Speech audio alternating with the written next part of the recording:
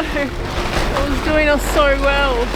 We've been at sea for 20 days. Damn. And we still have 3,000 nautical miles ahead of us until we reach our destination, Osaka, Japan. Damn. But in this moment, as we lose one of our most valuable assets, it feels like we'll never get there. Yeah, it's going to slow us down somewhat, I think. Sailing south to north across the Pacific is proving to be filled with many highs. Woo! That was worth every drop. And many lows. It's drifting around in circles. Our moods are dependent on what the conditions bring for us. Just going to pop in the second reef because we've got a huge storm. That's because this is a race, and aboard is just myself and my mum. Without the use of our engine, we're restricted to only go where the wind allows us. So, being adrift in the doldrums hasn't been easy. Solomon Sea has got us working. And it's about to get a whole lot harder. It's just such slow progress and it's a real test in patience. But the hard times only make the sweet moments sweeter. Woo! To Neptune! Not bad actually. This is me, Soph. This is my mum, Annette, and this is the Melbourne to Osaka double-handed yacht race, a 5,500 nautical mile ocean race. We set off at 38 degrees south and we'll climb to 34 degrees north, passing through multiple countries and climates. Currently, we're in the windless band between 6 degrees south and the equator. So on day 20, it's all about trying to break free of the Solomon Sea and to hopefully find breeze again. Good morning. It's day 20. There's a huge mountain just here. I had the sunrise shift and conditions were a total glass out. We're also doing 0.9 knots. In total glass. The Code Zero lay motionless in a coil on the foredeck. We gave up on flying it and succumbed to drifting with the currents. Yep, this was still the doldrums. But it was one of the most beautiful mornings yet floating off Bougainville Island, another island of Papua New Guinea. And while it was a sight to take in, we were only 20 miles off the coast of this island that's prone to civil unrest and has been in political turmoil for decades. Floating here, almost completely parked up, I did my best to suppress the stories of yachties being held at gunpoint and ransacked. With just the two of us, Mum and I have been feeling vulnerable on board in an area known for the risk of piracy. We know it's only a small minority of people, but at times, desperate people are forced to take desperate action.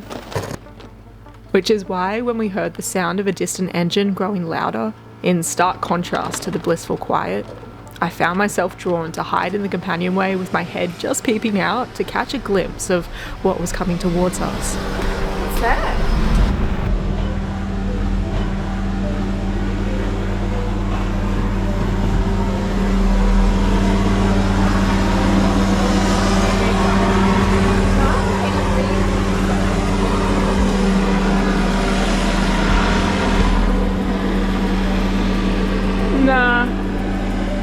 The chopper circled us again and again. My mind races as to what their purpose is. I think, are they getting our coordinates to report back to a pirate boat? Or probably more likely, they're just being sticky beaks, checking us out.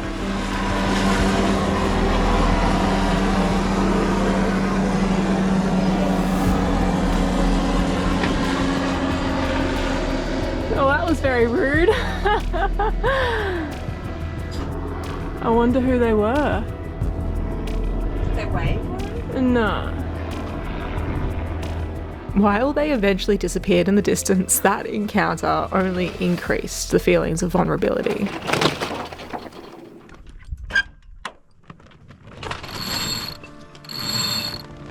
Which is why when small ripples began to form on the water, signs of wind, I eagerly hoisted the Code Zero to hopefully get us out of here a little quicker.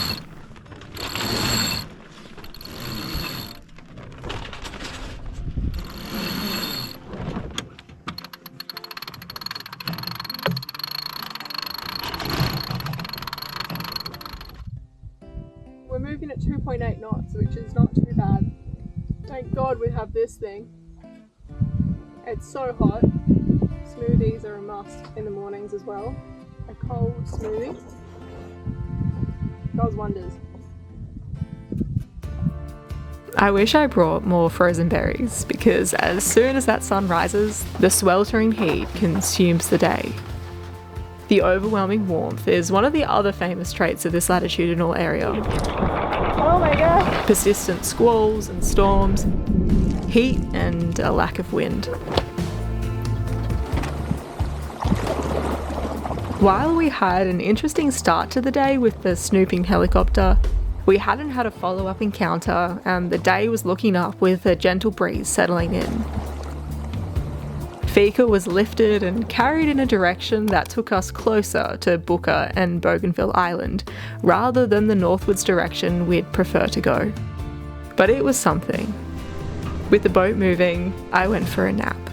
And just as I was about to drift off, such a shame!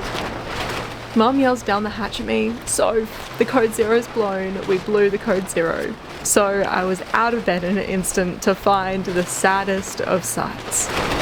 Oh no! I was doing us so well. This code zero that we're flying has been really, really handy. I'm not too sure what we'd do without it. Thank God we have this thing.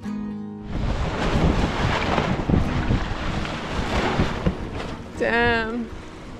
I mean, maybe we might be able to repair it. A bit of a rip though. Yeah, it's pretty significant. It sucks. Bummer. This is a massive bummer. It was a somber moment as we dropped it onto deck.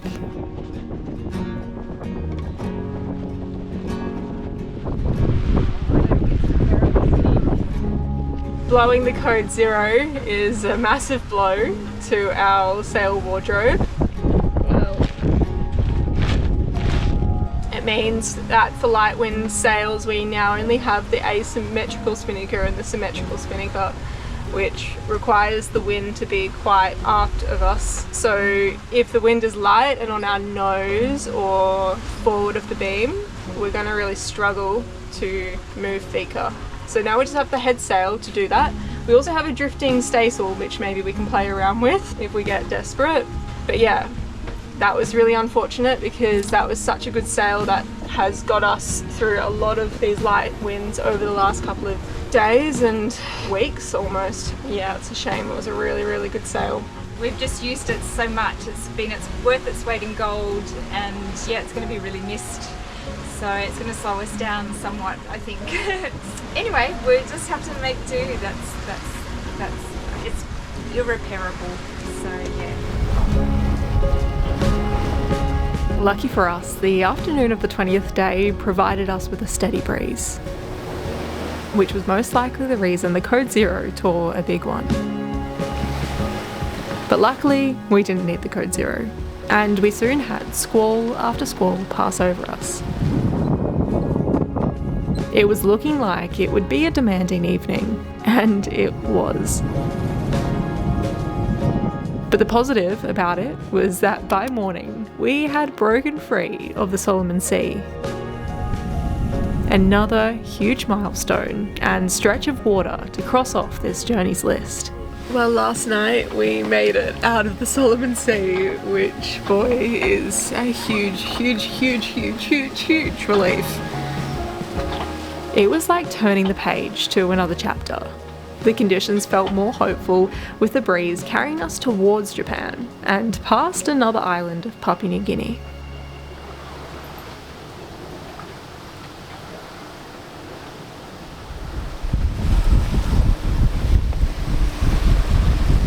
I marked this moment of entering this next phase to the equator as now being on top of Everest. But we haven't started descending yet. So we're coming up here now. It's like we're on its peak, teetering close to the halfway mark and neither comfortable nor in discomfort, but stretching and testing human limits. I think the lack of sleep was getting to me. We've been really feeling the battle with exhaustion the last few days, past week. Conditions have been really, really demanding. You'd think with these light conditions, there's time to chill, but it's the complete opposite.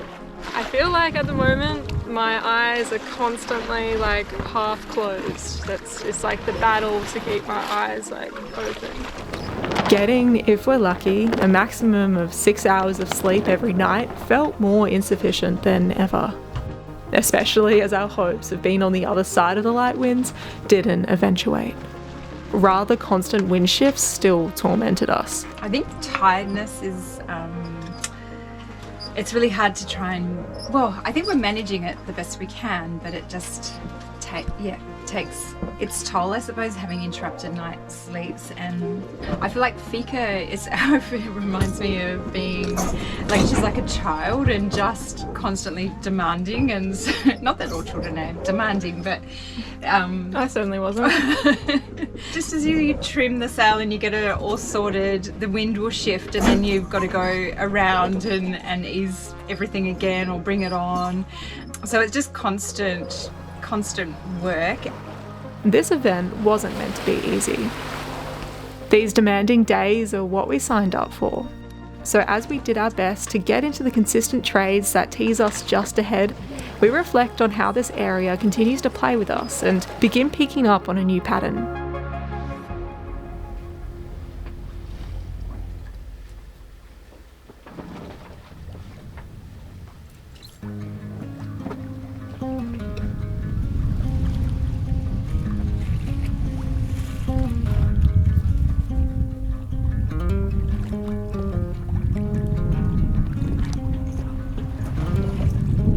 The morning brings little flocks of fair weather cumulus and a consistent easterly breeze.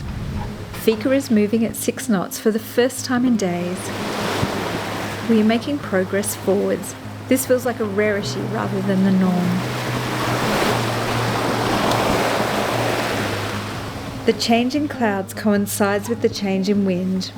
The morning clouds seem to have consistent breeze. The afternoon nimbus are moody and greedy. A rain squall brings a minute of wind and then changes its mind in direction and strength.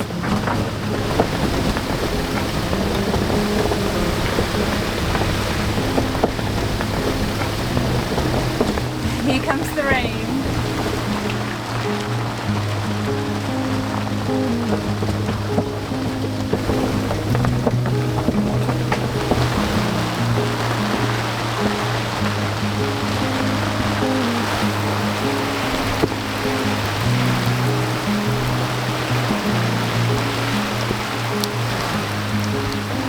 Until the nimbus gets bored, tosses us out like a play toy and moves on. This leaves us wallowing, usually pointing in the wrong direction with no wind. It can sometimes be hours before any breeze appears again.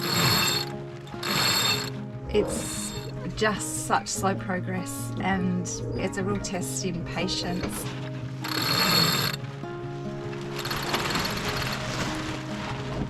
This is when the Code Zero would unfurl delightfully and catch whatever breeze there is. Desperate without it, we experiment with a light wind staysail. Not designed for Fika, it was way too small, looking like a delicate handkerchief, unable to fill the space between the deck and masthead. It's pretty small. We basically haven't moved since that last squall. Let's just turn to glass.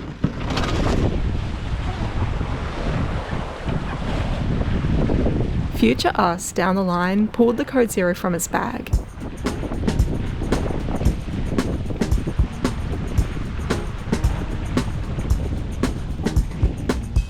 Dragged it along the side deck to see if it was possible to make repairs on it. Well, we just tried to get the Code Zero out to see if we could fix it. It's definitely something we can't do without at least unfurling it.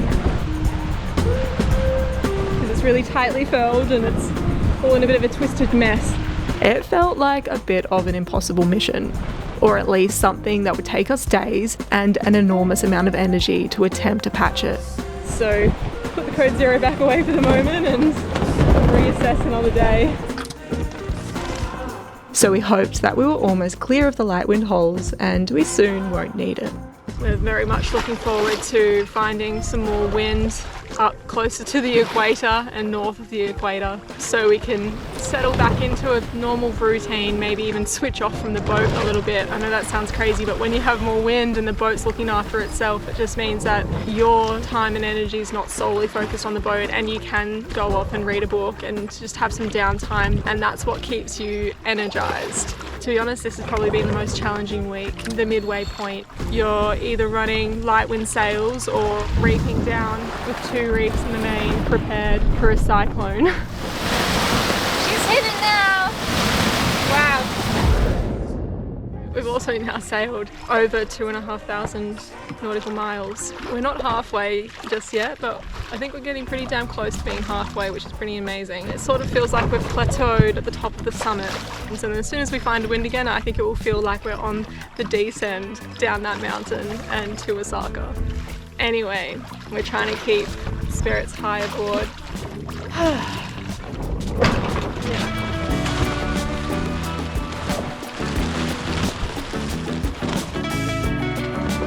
We tried our best to be patient. We would get some wind that would stay in at some point. We just needed to be patient. Well, I don't know if that's gonna work.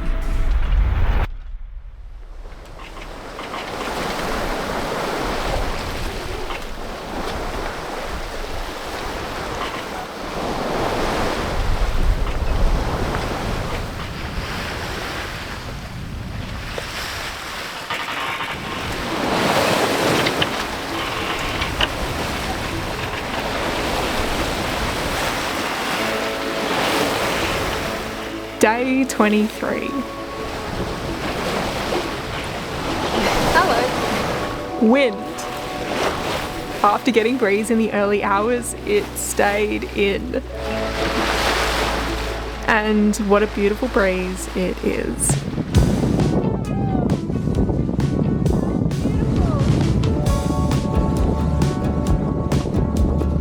Vika is sailing at 6.5 to 7 knots. 7 knots, who would have thought it? Boy, that impacts us so positively. The boat is handling herself, so we could finally rest or just switch off from everything. I got into making origami cranes. It's the best we've felt in days. So I'll say this is us here. I suppose thoughts are whether just to go straight the run line with a waypoint up here and there's nothing else in the way. So basically on that contour line, if we put a waypoint there, it's 331 degrees. So the next obstacles that we have coming up is the chain of islands, Micronesia. Pretty incredible island group. So yes, we're just choosing whereabouts we should go through. There's a waypoint there beside that Hitchfield Reef, 600 nautical miles away, and then we're going to go through this pass between that atoll and those atolls. I can't pronounce them. The other exciting thing we have coming up is the equator. We are now 2 degrees, We're 97 miles from it. 2 degrees and 1 degrees and 37 minutes. 1. We are 1 degree and 37 minutes south of the equator. Exciting stuff.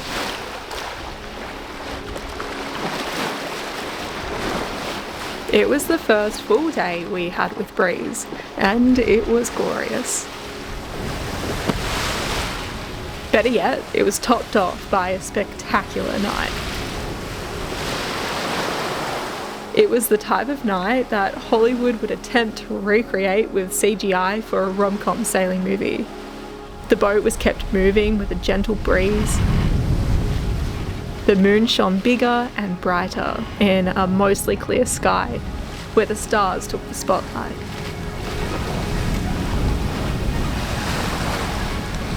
On the water's surface, the sky's reflection twinkled away. It was just one of those nights.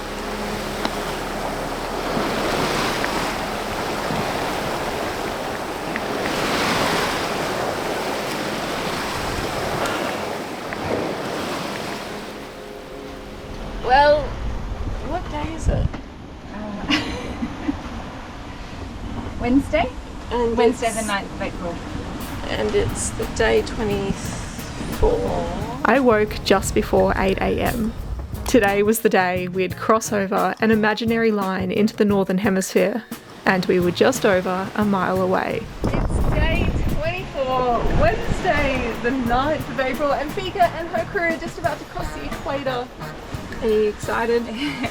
I am. I'm gonna make celebratory pancakes for breakfast. And yeah, I am excited. So we've got just over half a nautical mile to go until the equator crossing. Yay! Equator crossing rituals are a long-standing maritime tradition. A ceremony dedicated to King Neptune, god of the sea, is a fun way to boost crew morale and celebrate the milestone on a voyage. It involves initiating those who have not crossed the line, polywogs by those who have, shellbacks. Traditionally, the polywogs must prove their seaworthiness by enduring a series of trials at the hands of the shellbacks.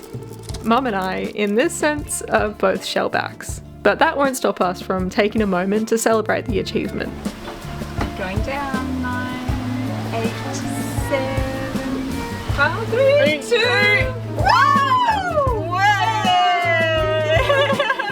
Cool! Now we're climbing again. We're climbing up. Northern Hemisphere, baby. Here's to King Neptune. Well, I think mostly crossing the equator just feels like a milestone in our trip. It's really exciting to be now in the Northern Hemisphere, and we've got 34 more degrees of latitude to climb, which means that we're literally over halfway, because we've come from 38 degrees and we're heading for 34 degrees. It well and truly marks the halfway or over halfway milestone of our trip. So this is my 3rd crossing of the equator. And my 2nd time. Yeah. So we're not newbies, so we're not going to put each other through the whole torture that comes with crossing the equator the first time. But we will try and keep Neptune on our side and give him a little, well, who doesn't want some rum at 8 o'clock in the morning? So we'll keep him happy, give him some rum, and cheers to Neptune, and cheers to the second half of this race. And I've tried to learn how to do a Turk's head overnight, and I've been making bracelets. So they're a sort of celebratory symbol of crossing the equator. So Sophie, so that's yours. Thank you. They're a little tight, and they might stop the circulation. I had fun making them. Can you do mine? Got it. Ta-da! Look at that. Because Mum and I are typically not rum drinkers, we probably got the smallest bottle of rum there is in the store. I mean, look how cute it is. Do you want to do the honours? Okay. Cheers to Neptune. Cheers to Neptune. And keep us safe and Fika's safe. Here's to King Neptune. Just don't pour of it, Alice. How much do you want, Neptune? Do you want a swig? Yeah. To Neptune. It's not bad, actually. Oh, that's our first drink in like 24 days, so just Neptune, no more glass outs, please. Just no more glass outs. That's all I wish for. What are your wishes? Yeah, just fast and happy and safe sailing. Yeah. To seal the final wishes, a soaking of King Neptune's water. I mean, this is not really abnormal from the morning ritual at the moment, but I'll be one with Neptune. Oh, that's so nice. Thanks, Neptune. Appreciate it, mate. If there is a god underneath the sea, I'm picturing him looking more like old Greg from the Mighty Boosh. Who are you? I'm old Greg. Pleased to meet you. What do you want? Maybe I should ask you the same question. What you doing in my waters? If you've seen it, you've seen it.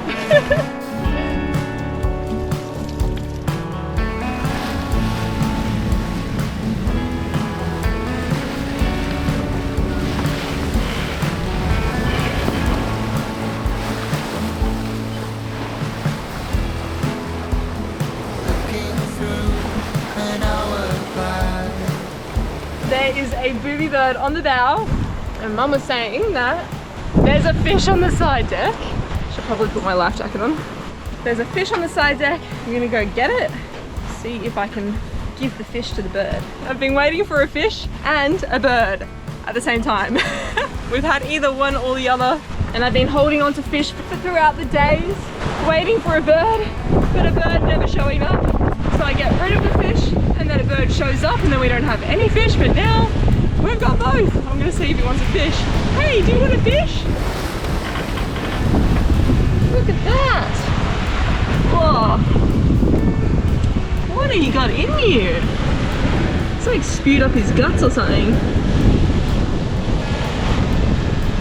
Fish? Fishy? No, birdie, birdie, bird. I'm giving you a fish. I'm giving you a fish. Bird, bird, birdie. Birdie. You don't want it. Alright, bird didn't want the fish.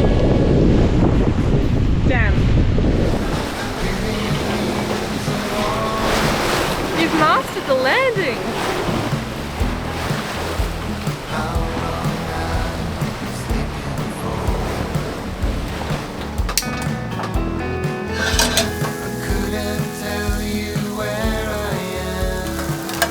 Started to stick this.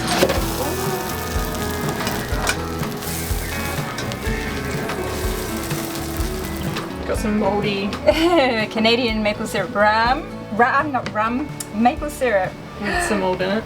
With mold in it. With some tropical mold.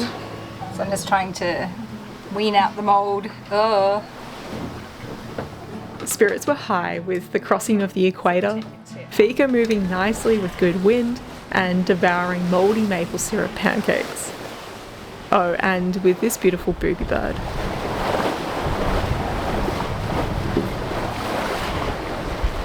This booby joined us through the night, and it seemed to enjoy being perched on our pulpit, even after I chased it with a fish.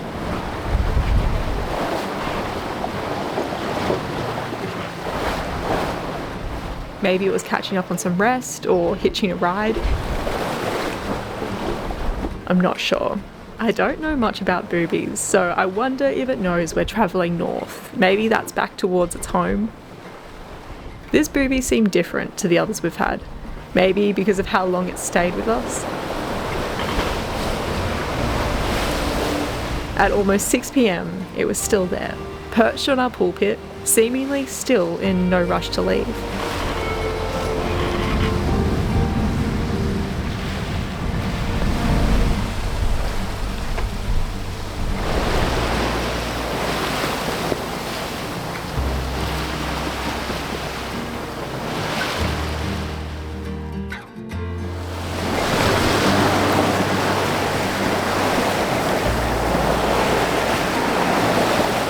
But on the morning of day 25, Boobie was gone. But the wind? It was back after another difficult night. The sky was scattered with fair weather clouds, hinting that we may have just finally arrived at the northern trades. Well, it seems to be that we have found some good wind, some good consistent easterlies. As we get north, this is only going to get better and better. Hopefully less and fewer squalls and just more consistent breeze. So yeah, it's looking promising that we've mostly found consistent breeze and fair weather. Not much more to report aboard Fika. We're just grateful when this wind comes in and we can catch up on some sleep and catch up on some miles as well, because it feels like it's a rarity to make miles at the moment. So we're really lapping up these conditions. And so are some of our competitors. Yep, it's not just us out here experiencing the many ups and downs of life en route from Melbourne to Osaka. We wish it was a bit more like Tassie weather. Got to 38 today. We've been sweating quite a lot. Having a quick barbecue, getting ready for the sunset. While we have no one in sight, through our satcoms we enjoy hearing updates and seeing videos of how everyone is going. The Joker's secret weapon for the Melbourne to Osaka yacht race. It works. The BCF umbrella. We love it. This is what I'm growing to love about ocean racing. The sense of camaraderie between the fleet, a shared experience. Something that when you cross the finish line you can relate with, laugh or cry about what you've gone through, and celebrate the achievement. Back aboard Fika, remember the Boobie from the day before? Well, look who is back.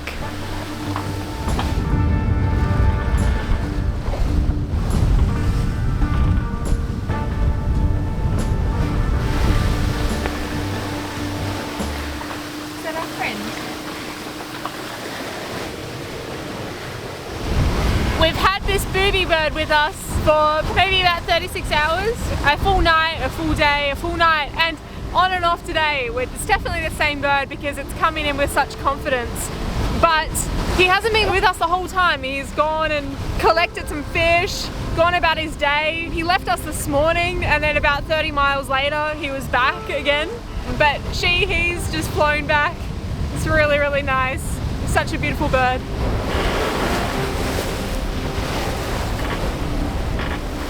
It blew us out that the Boobie could disappear for hours at a time, but still managed to track us back down. It's like we've been its base. At times it's launched off the boat to chase down a fish that we've disturbed, but then it will always circle back to our bow and resume its perch. Sometimes it grooms itself or tucks its head into its feathers in an attempt to sleep, which couldn't be easy balancing on our bumpy bow.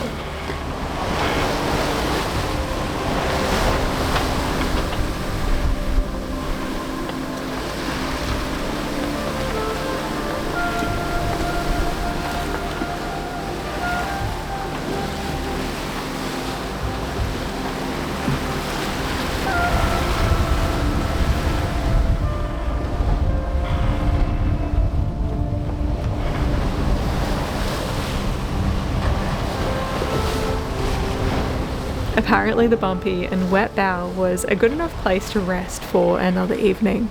This was our third sharing its company. The Boobie was our joy on this day.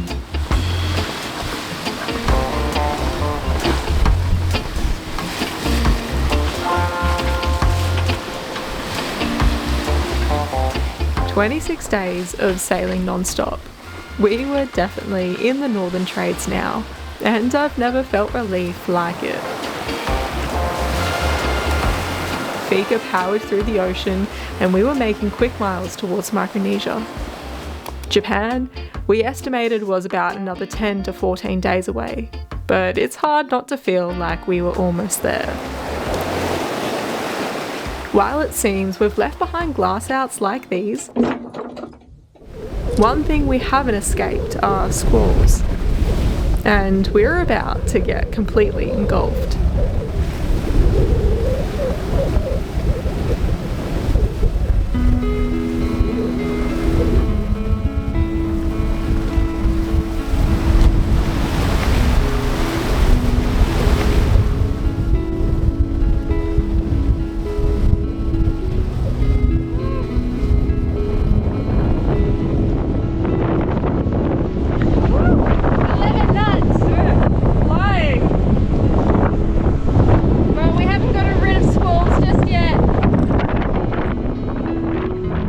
They are nastier than what we experienced in the lighter winds, so we ensure to reduce sail and brace for impact.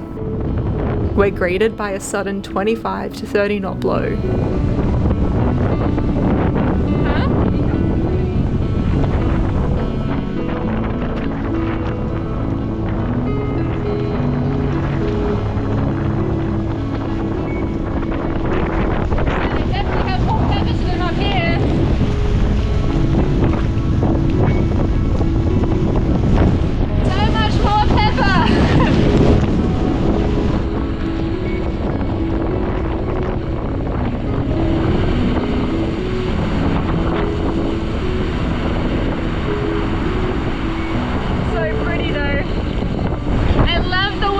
ocean looks when there's so much rain on it. It just looks so magical.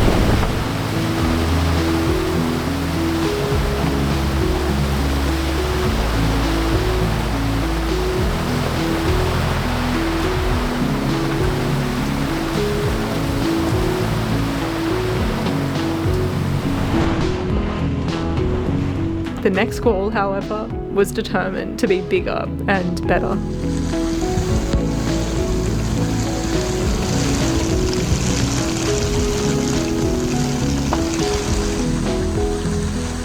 Well guys, I hope you've enjoyed yet another leg of our race to Osaka. I just want to say a huge thanks to our competitors for sending in some footage. It's so nice to see what they've all been up to out here. A couple of shout outs. Tristan aboard Blue Moon is actually gearing up to set off at the end of this year for a solo non-stop around the world mission. And our other fellow competitors aboard Roaring 40 have asked to draw awareness to the charities they're aligned with, which you can check out in the description below, along with the Facebook page Tristan will post as he sails around the world. And lastly, but certainly not least, this video was made possible 100% by our patrons. So thanks so much for your ongoing support, guys. You are all seriously the best. Thanks so much, everyone. Lots of love, and we will see you for the next one. Hooroo!